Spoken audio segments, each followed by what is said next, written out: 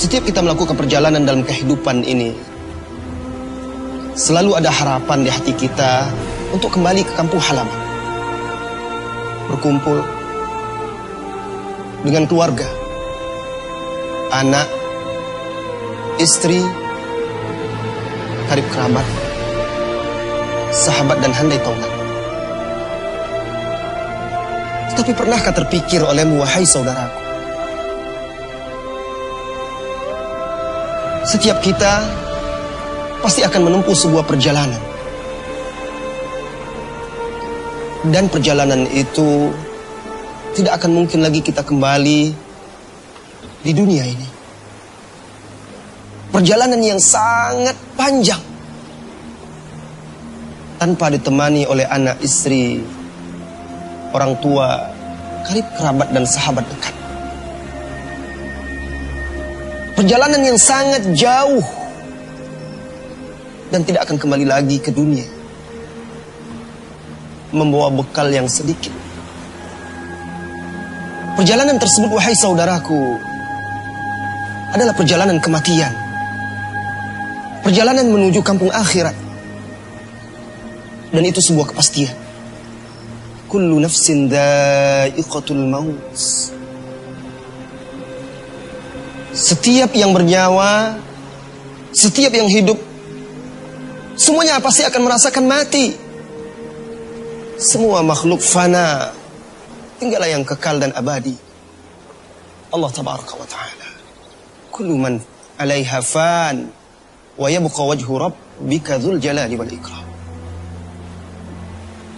Saat perjalanan panjang tersebut akan dimulai, manusia mulai menyadari bahwa dia akan menempuh perjalanan yang tidak mungkin lagi baginya untuk kembali. Ketika itu dia berharap, berangan, tetapi angan-angan sebatas angan-angan, harapan yang tidak akan terwujud. Allah tabaraka wa ta'ala menceritakan kondisi orang-orang yang selama ini disibukkan oleh perjalanan dunia, lupa perjalanan yang jauh ini menuju akhirat. Ketika perjalanannya akan dimulai menuju akhirat, apa kata Allah tabaraka wa ta'ala? Hatta idza jaa ahadahumul maut qala rabbi irji'uni la'alli a'malu salihan fima tarakt. Sehingga apabila kematian datang kepada salah seorang mereka,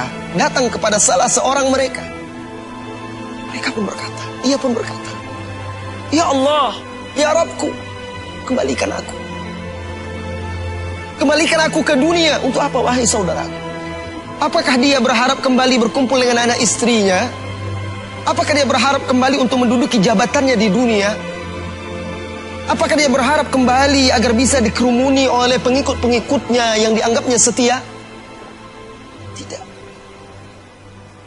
Dia berharap kembali. Dia ingin kembali ke dunia untuk bisa beramal soleh, sujud kepada Allah tabaraka wa ta'ala. Rabbirji'uni, wahai Rabbku, kembalikan aku, la'alli a'malu salihah. Mudah-mudahan aku bisa kembali mengulang amal soleh, mengerjakan amal soleh yang dahulu aku tinggalkan. Fima tarakt, kalla.